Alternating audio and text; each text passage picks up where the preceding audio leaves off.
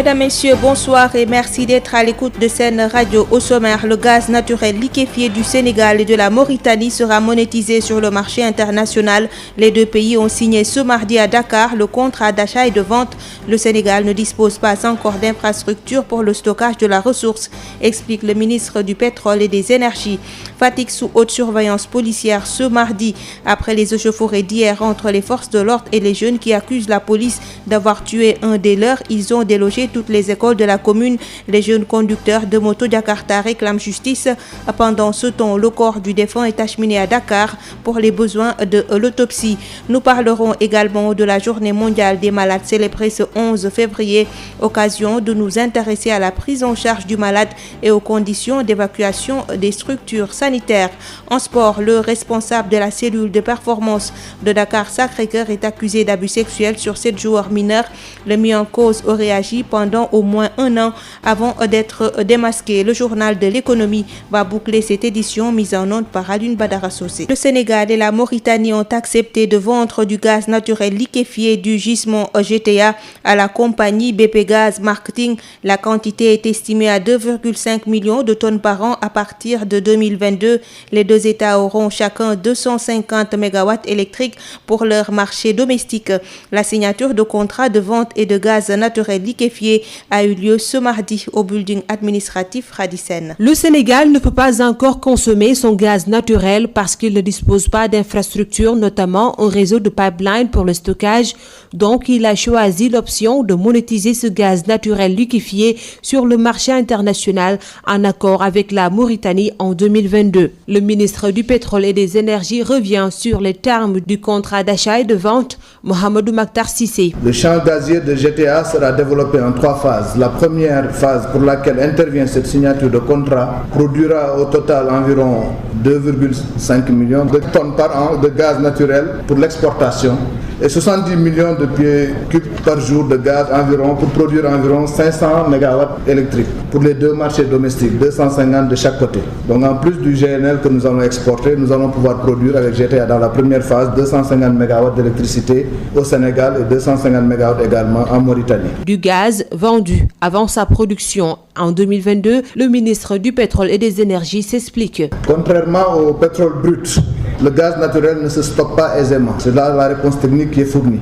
Et sous sa forme liquéfiée GNL, il est stocké dans des conditions coûteuses également. Cela induit un certain nombre de contraintes pour les projets gaziers et c'est pour cela que les investisseurs exigent de sécuriser la vente de la production avant de financer tout projet de gaz. Autrement dit, dans l'industrie du gaz, contrairement au pétrole, il faut d'abord trouver le marché avant d'exploiter le gaz. Après un appel d'offres international, la compagnie pétrolière BP Gaz Marketing a proposé et a remporté le marché. Un processus transparent, rassure le ministre des Mines et de l'Énergie de la Mauritanie, Mohamed Ould Abdelveta. Le choix de la société BPGM comme acheteur des GNL de la phase 1 de GTA a été fait à la suite d'un processus transparent, mené conjointement entre nos deux sociétés nationales, SMHPM et Petrosen, ainsi que nos partenaires BP et Cosmos, sous la supervision de nos deux départements en charge du pétrole. Pour les phases futures du gisement Grand Tortue, Amium et les futurs projets Yakar et Teranga, le gaz continuera à être exporté. Le Sénégal pourra utiliser une partie de son gaz pour d'autres fins, notamment la production d'électricité avec la stratégie Gaz to Power ou la pétrochimie et la production d'engrais. Radissène avec le Sénégal et la Mauritanie qui ont accepté de vendre du gaz naturel liquéfié du gisement GTA à la compagnie BP Gaz Marketing. Dans un contexte de pauvreté et de mauvaise gestion des ressources naturelles du Sénégal, l'économie verte est la solution préconisée par le gouvernement du Sénégal, un rajout qui va générer 0,4 et 0,5 de croissance annuelle du PIB national, un total de 19 500 emplois en vue si toutefois la transition écologique est réalisée à travers les ressources naturelles du pays. Une 3e édition de l'économie verte est entamée ce 11 février. Aïssatou Gueiba. Je déclare ouvert la 3e édition des Journées de l'économie verte. phrase prononcée par le ministre de l'Environnement, Abdou Karim Sall, et qui en dit bien des choses sur le lancement officiel des journées consacrées à l'économie verte. Ce concept serait un remède pour les générations futures dans la lutte contre la pauvreté. Il s'agit d'une initiative, mais également d'un moyen de générer plusieurs emplois, précise le ministre de l'économie, Amadou Hott. Le verdissement des secteurs clés devrait permettre au Sénégal de gagner entre 0,4 et 0,5 points de croissance annuelle de PIB. Cette augmentation du revenu s'accompagne également de création d'emplois, à peu près 19 500 emplois supplémentaires par an en investissant donc dans l'économie verte, mais aussi une réduction de l'incidence de la pauvreté. Pour y arriver, il faudra une utilisation plus durable des ressources naturelles, des gains d'efficience dans la consommation d'énergie et la valorisation des services écosystémiques. Dans ce même sillage de protection de l'environnement, l'application de la loi portant sur l'interdiction des sachets plastiques était au cœur des discussions. Une rencontre avec les industriels du plastique leur a permis de faire le point. Que également dans cette logique de mise en place ou d'application de cette loi, nous avons rencontré hier les industriels du plastique. Et cette rencontre a été une rencontre importante dans la mesure où ils sont tous engagés dans une dynamique d'accompagner la mise en œuvre de cette loi. Elle va entrer en vigueur bien sûr le 20 avril et à partir du 20 avril, toutes les parties prenantes vont s'activer pour une mise en application effective et efficace de cette loi. Retenons qu'un rapport concernant l'économie verte a déjà été élaboré et actualisé en 2019, une initiative lancée en vue de mesurer les effets économiques et sociaux dans tous ses aspects. Sud FM, l'info, c'est ici. Fatigue dans l'expectative après les affrontements hier entre les forces de l'ordre et les jeunes qui accusent la police d'être responsable de la mort du jeune Lamine Koïta. Le corps de la victime a été acheminé à Dakar pour autopsie. En attendant les résultats, les Jakartaman à l'origine de la manifestation hier appellent au calme après avoir cependant délogé tous les élèves de la commune Ngoursar. Pas de cours ce matin dans aucune école de la commune de Fatigue. Les conducteurs de moto Jakarta qui dirigeaient les affrontements d'hier se sont attaqués aux établissements scolaires pour déloger les élèves. Ils se sont ensuite retrouvés au boulevard du président Macky Sall pour une déclaration devant la presse. Ils lancent un appel au calme pour attendre les résultats de l'autopsie car le corps de Lamine Koïta est acheminé à Dakar ce matin. Ils demandent aussi à la police beaucoup plus de considération à leur égard. Mansour Faye, président de l'association des conducteurs de moto Jakarta de Fatigue. La situation est à déplorer. Nous demandons justice seulement. Nous ne faisons que demander justice. Nous ne voulons rien que justice soit faite. À cet instant, on ne poursuit rien. On a fait notre point de presse, on attend la justice. Les résultats de l'autopsie. On est prêt à accepter tout. On est prêt à accepter. Les stigmates des échauffourées sont encore visibles à travers les axes de la ville avec des briques de pneus brûlés et des troncs d'arbres un peu partout. Ces conducteurs de moto Jakarta ont brûlé deux véhicules, le camion de ramassage d'ordures de la municipalité et celui d'un policier. La ville de Fatigue s'est réveillée aujourd'hui sous haute surveillance policière. Les forces de l'ordre sont présentes dans toute la ville et les édifices publics sont toujours sécurisés par les éléments de la gendarmerie. Le maire qui s'est déplacé nuitamment à Fatigue est retourné à Dakar après avoir rencontré la famille du défunt. Ngoursar, Fatigue, Sud FM. De violents affrontements entre population et forces de l'ordre hier à Fatigue, la semaine dernière Saint-Louis, fin décembre Mbour, les cas se multiplient et inquiètent. Qu'est-ce qui explique cette hostilité? Des citoyens listent plusieurs causes dans ce reportage de Josette Kali. Les affrontements entre forces de l'ordre et population sont devenus répétitifs, des actes impensables il y a quelques années qui prennent des proportions inquiétantes. Voilà pourquoi certains l'imputent au manque d'éducation et même à la frustration. Il y a une impolitesse de la population, je ne sais pas à quoi est dû. C'est dur à expliquer. La population en a marre, a assez subi. Il y a beaucoup d'interdictions comme les manifestations et les autorités aussi ne font rien pour la population. Parce que c'est le gouvernement même qui forme ses propres bandits, ses propres délinquants. Prêt à tout. Il est frustré. Il manque d'éducation. Pour ces messieurs, il faut impérativement endiguer ces faits qui peuvent à la longue être fatals et surtout promouvoir le respect entre les populations et les forces de l'ordre. Ça peut devenir pire, je vous assure, puisque les populations n'ont plus peur des policiers, des gendarmes ni rien. Pour quelqu'un qui ose aller jusqu'au palais pour s'immoler, et si on le laissait, il pouvait accéder à l'intérieur. Les forces de l'ordre aussi doivent aussi être compréhensives. La population aussi doit respecter les forces de l'ordre parce que c'est eux qui assurent notre sécurité. Le respect doit être réciproque. D'où l'implication de tous pour une sensibilisation ardue à tous les niveaux. Ça ne doit pas seulement être l'affaire de l'État, il faut l'implication de tout le monde, nous, les parents, les populations. Il faut une sensibilisation vraiment à tous les niveaux pour que cela puisse cesser parce qu'il y a des gens qui sont toujours ignorants et qui ne savent pas ce qu'ils doivent faire. En l'espace d'une dizaine de jours, les populations se sont confrontées aux forces de l'ordre tour à tour à Saint-Louis, Mbour et Fatick, des affrontements qui prennent de l'ampleur. Josette Kali, rapport heurté entre les populations et les forces de l'ordre. L'ex-commissaire de police Cheikhna Keita l'impute au changement de mentalité et aux populations qui se révoltent contre l'ordre pour défendre leur cause. Attitude confortée par la culture de la démocratie. Commissaire Cheikhna Keita est joint par Rapsa Elimanouane. C'est un phénomène qui n'a pas débuté maintenant. Ces causes tiennent d'abord à des changements de mentalité extrêmement profonds, étant liés au contexte de culture démocratique et de lutte. Cela a comme conséquence au contexte des luttes estudiantines qui ont toujours été émaillées d'événements violents depuis plusieurs décennies, mais aussi au comportement des populations dans les quartiers qui ont tendance de plus en plus à se révolter contre l'ordre et à solliciter qu'on les suive dans leur tendance à se comporter comme ils le veulent. Donc c'est tout cela mis ensemble avec la situation de crise sur le plan économique. Chacun croit que dans son gagne-pain, il a le droit de tout faire. Vous verrez ça chez les marchands ambulants, chez les candomanes, chez d'autres individus qui s'adonnent à des activités sur la voie publique. Vous verrez ça chez des groupes organisés et même quelquefois des groupes spontanés qui croient que avec cette culture de démocratie, avec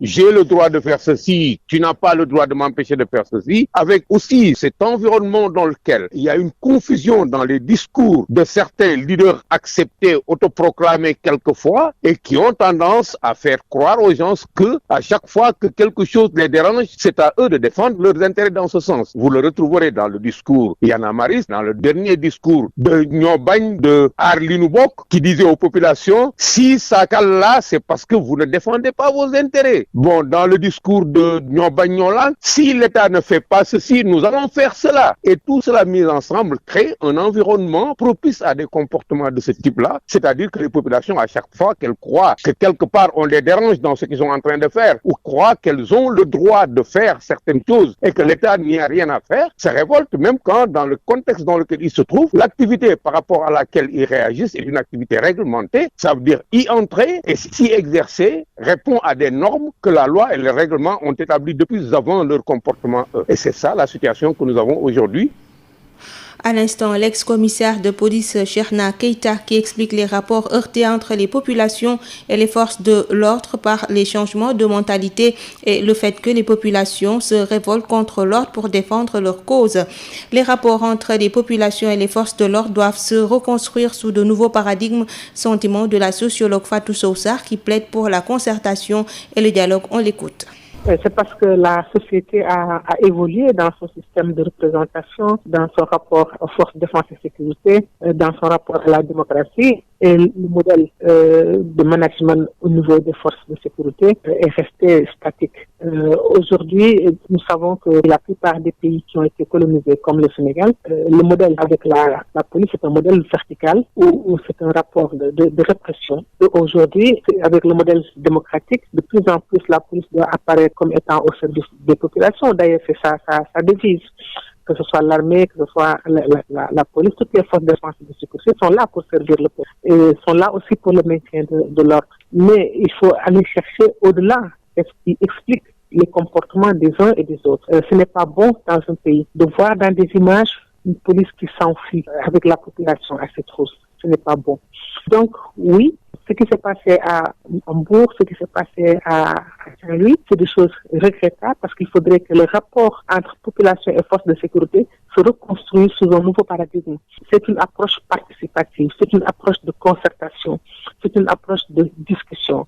parce que les Sénégalais sont peut-être fougueux, mais les Sénégalais sont raisonnables aussi. Je crois que c'est la méthode dictatoriale qu'il faut éliminer. Vous venez d'écouter les propos de la sociologue Fatou Soussar qui plaide pour la concertation et le dialogue pour pacifier les rapports entre population et forces de l'ordre. Elle était avec Rapsa Elimanouane. À 18h passées de 15 minutes, nous parlons santé avec la journée mondiale des malades ce 11 février. Une journée initiée par le pape Jean-Paul II pour apporter aide, attention et compassion aux malades. Occasion de nous intéresser à la prise en charge du malade aux conditions d'évacuation depuis la dernière circulaire du ministère de la Santé.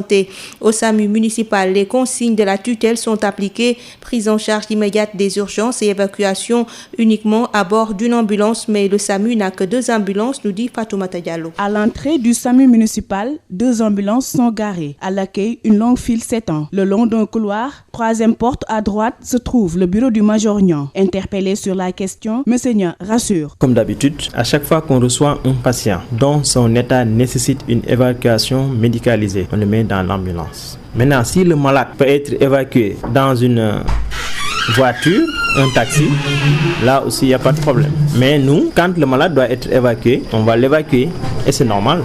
On ne peut pas avoir un malade qui ne peut pas bouger, qui ne peut rien faire, on le met dans un taxi. Selon toujours le Major Niang, parmi les difficultés qu'il rencontre, le manque de place en est une. Vous savez, nous sommes dans un dispositif. Alors, ce qui est évident, de temps en temps, il peut y avoir des problèmes. Ça, c'est normal. Vous pouvez évacuer un patient. Avant qu'il vienne, il y a une autre urgence qui est là devant vous. Qu'est-ce que vous allez faire? Vous ne pouvez pas réserver une place à des patients qui, vous avez quelqu'un qui est devant vous, à qui vous devez le prendre en charge. Mais en ce moment-là, même s'il n'y a pas de place, on est obligé de faire la contre-référence. Revoir encore le patient et maintenant, essayer de voir où est-ce qu'on peut le référer. Actuellement, le SAMU municipal ne dispose que de 2 ambulances, car la 3e est tombée en panne, mais également certains médicaments qui sont en rupture. Actuellement, il y a beaucoup de ruptures au niveau de la PNA, ça pose problème. Tu sais, avec les produits génériques, c'est moins cher que les produits de l'officine. Et parfois, quand tu reçois un patient, il te dit que bon, je ne peux pas payer ça, je vais payer ça, je ne peux pas payer ça. Alors qu'avec les produits de l'eBay, ça peut régler pas mal de problèmes. La 60aine dépassée, ce monsieur est venu pour une consultation. Il explique qu'il n'a jamais eu de problème de prise en charge. J'ai jamais eu de problème. À chaque fois que je suis venu, je suis pris en charge, il n'y a pas de souci. Venu accompagner son malade, Madame Fall apprécie la prise en charge. Pour rappel, le Major Niang rassure car la prise en charge des malades connaît des avancées. Au lendemain de la célébration de la journée internationale de l'épilepsie, la pharmacie nationale d'approvisionnement apporte des précisions sur la disponibilité des médicaments des épileptiques. La PNA rassure, elle dispose d'un stock qui couvre l'année 2020-2021. Des molécules de qualité sont disponibles selon la PNA. Place à présent à l'actualité internationale.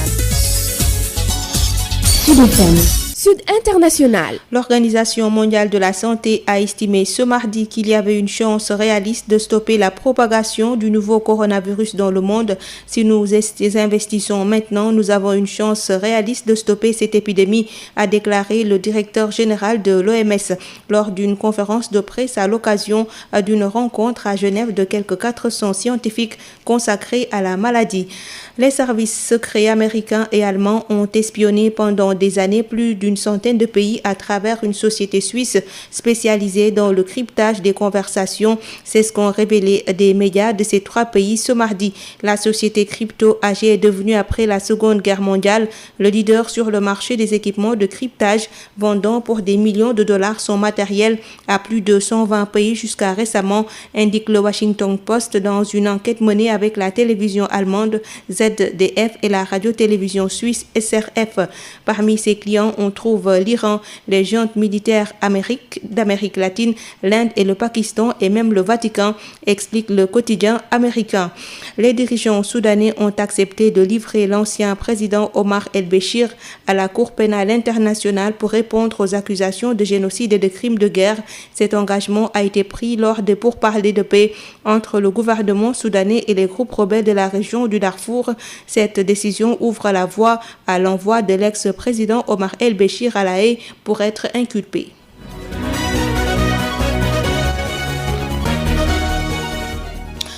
La page des sports, Dakar Sacré-Cœur éclabousse pour une affaire d'abus sexuels sur des joueurs mineurs. Cette victime identifiée, une cellule de crise mise en place. Les joueurs ont été reçus par un psychologue. Le club a sorti un communiqué. Synthèse avec Ndeye Mariam Ndiaye. Tout a démarré à la suite de propos rapportés par des collaborateurs du centre de formation de l'AS Dakar Sacré-Cœur faisant état de conversations entre joueurs du centre de formation autour de gestes inappropriés de la part du responsable du pôle performance. Et la direction du club, dès qu'elle en a été informée, a pris les mesures nécessaires pour que cet individu soit interpellé par les forces de police. Et le jeudi 6 février 2020, une procédure d'enquête interne a été déclenchée et le lendemain, une cellule de crise a été mise en place. Le président délégué a rédigé et transmis directement une lettre de signalement au commissariat central de Dakar. Et le samedi 8 février, peu après 9h, les forces de police, en collaboration étroite avec les responsables du club, ont procédé à l'interpellation de l'individu.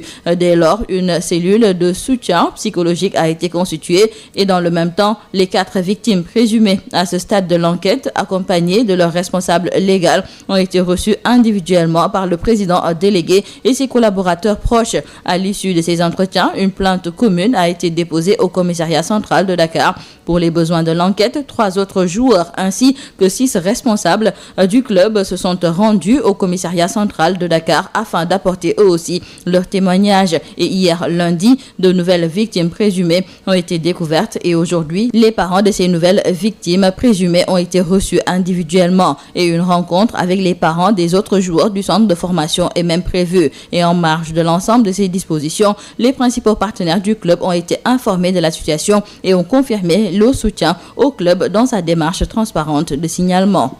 Le responsable de la cellule de performance de Dakar Sacré-Cœur a été arrêté samedi. Il est accusé d'abus sexuels sur 7 joueurs mineurs. Le bien en cause aurait agi pendant au moins 1 an avant d'être démasqué. Football féminin, les Lions préparent le tournoi de l'UFOA Dames du 25 février au 7 mars et les éliminatoires de la CAN. Elles sont en regroupement depuis quelques jours. Le staff technique travaille beaucoup sur le plan tactique et technique. Moussa Sissé est le coach de l'équipe féminine du Sénégal. C'est à continuer à travailler sur tous les plans, en fait, sur le plan physique, sur le plan technique, sur le plan tactique, parce que nous sommes, comme vous le savez, dans la préparation des éliminatoires de la prochaine CAN, prévue au mois d'avril. Mais avant, nous avons l'opportunité, le 25 février, de participer au tournoi de l'UFOA.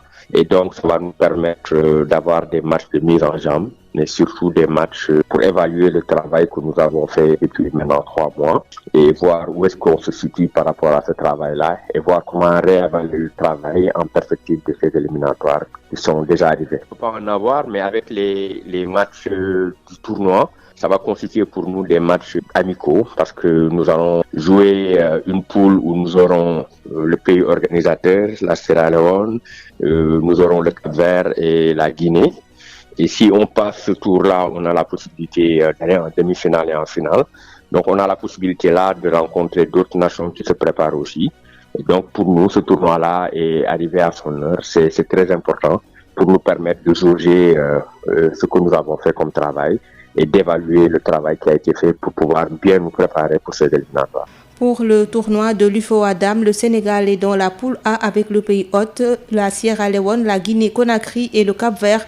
Dans la poule B, il y a le Mali, la Guinée-Bissau, la Mauritanie et le Libéria.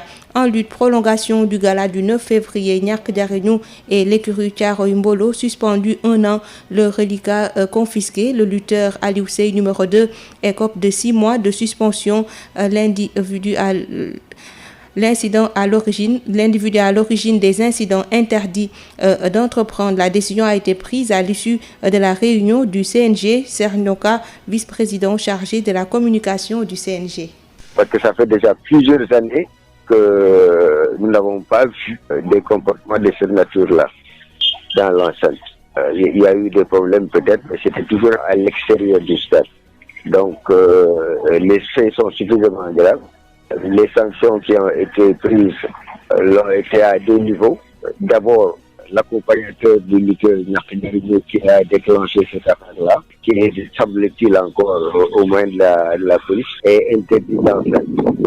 Donc il ne sera plus jamais autorisé à accéder à l'enceinte, quel que soit l'endroit. Deuxièmement, Niakhadirougnou lui-même appartient à une écurie qui a été suspendue pour une période d'1 an ferme, donc du 11 février 2020 au 11 février 2021. Et le reliquat de Niakhadirougnou a été confisqué.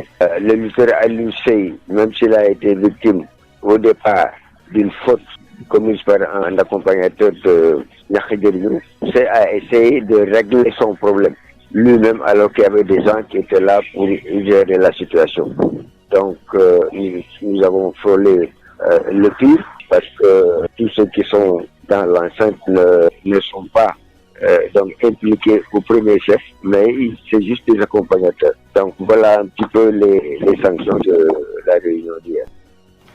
Le combat Niakhadironou contre Aliou Sey numéro 2 a été annulé à cause des incidents. D'ailleurs, une partie de l'arène nationale a été saccagée. Le gala était organisé par Khadim Samb. À présent, le journal de l'économie avec Rapsa Elimanouane. Bonjour et bienvenue. L'État du Sénégal n'a toujours pas épongé sa dette de 100 milliards de francs CFA due aux grandes entreprises. Une dette qui freine fortement les activités et conduit à des licenciements. 200 ont été enregistrés au niveau du CDE d'après le secrétaire général du syndicat des travailleurs du bâtiment, de la construction et du bois, Djaraf Alassane Ndao. Il est avec Josette Kali.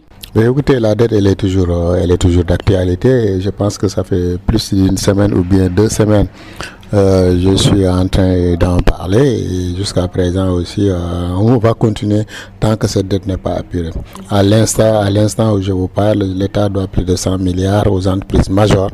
Et quand je dis les entreprises majeures, ce sont les grandes entreprises que sont CDE, FH, etc. Donc ça, c'est des projets où quand même aujourd'hui on a d'énormes problèmes. Parce que vous avez entendu, ça fait même pas 10 jours, on a licencié 200 agents travailleurs au niveau des CDE.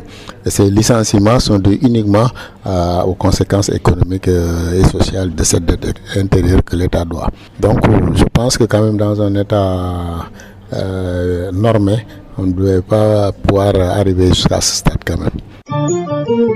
La promotion d'une agriculture moderne et résiliente au Sénégal, voire en Afrique, c'est le défi que comptent relever les ministères de l'Agriculture et de l'Environnement en partenariat avec le Fonds international de développement agricole. 135 milliards de dollars sont nécessaires pour réussir cette mission dans les régions de l'ouest et du centre de l'Afrique. Un atelier régional a réuni hier lundi à Dakar tous les acteurs concernés. Ahmad Patisen de l'ID Environnement et Climat pour la région Afrique de l'Ouest et Afrique centrale au sein du FIDA est interrogé par Adi Fatou Bari. Nous sommes des pourvoyeurs de financement au niveau des États, tant en prêts qu'en dons. Et ces prêts-là, des fois sont très concessionnels, des fois inférieurs à 2%.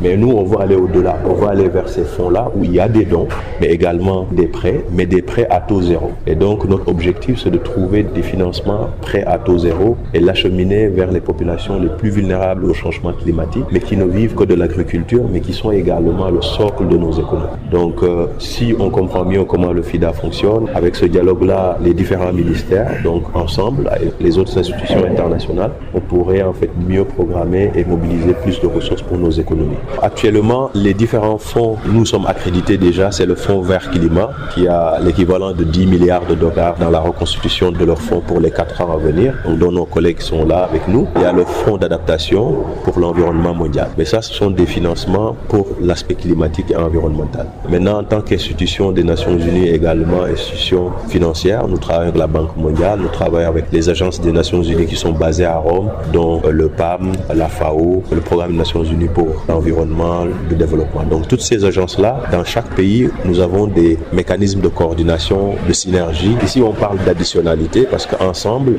on peut atteindre les ODD dans nos différents pays, mais également les accords économiques. Seul, c'est pas possible. C'en est tout pour le journal de l'économie. Merci de nous avoir suivis.